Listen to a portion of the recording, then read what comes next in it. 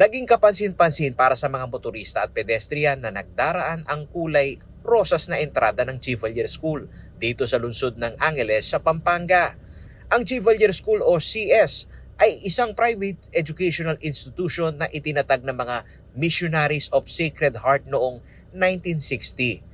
Sa sinag ng ilaw ng kulay pink, ipinapakita ng Chevalier School Alumni Association ang kanilang pagsuporta kina Presidential Candidate Vice President Leni Robredo at Vice Presidential Candidate Senator Kiko Pangilinan. Actually, here in Pampanga and I think in Angeles City, we are the first school to express a preference in this election by the lighting of our school, but we are just following from what other good Catholic schools had done. LaSalle, Ateneo, Adamson University, UST, St. Scholastica's, they have done the same thing. Paliwanag ni VJ Tanglao, presidente ng Alumni Association ng nasabing paaralan, ang hakbang na ito ay pag-ambag sa kampanya ng mga pinaniniwalaan nilang kandidatong maghahatid ng pag-aangat ng sitwasyon ng bansa.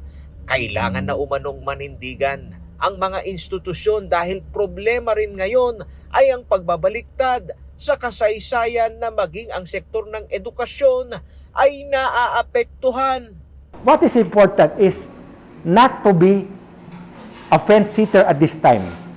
We prefer the people to be fence jumpers and make a stand, because by making a stand, it will show your love and concern for our country. So this is what we are aiming for.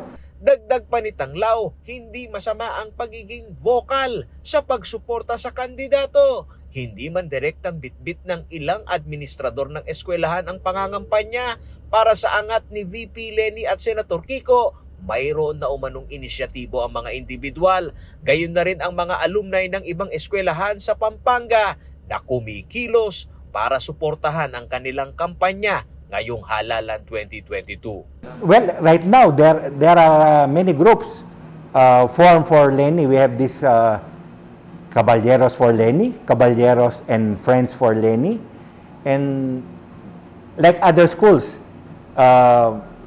there's this Familians for Leni, Colasas for Leni. So now, hindi lang ho kami yung taking the initiative. Ayon kay Tanglao, good and moral leadership ang mga kwalifikasyon na huwag umano sanang mawala sa pamantayan ng mga botante. Ang pagpapailaw ng kulay rosa sa kanilang minamahal na campus ay mensahe raw sa lahat ng naging at kasalukuyang estudyante ng paaralan na huwag kalimutan ng kasaysayan at tiyaking hindi na mauulit ang madilim na bahagi nito.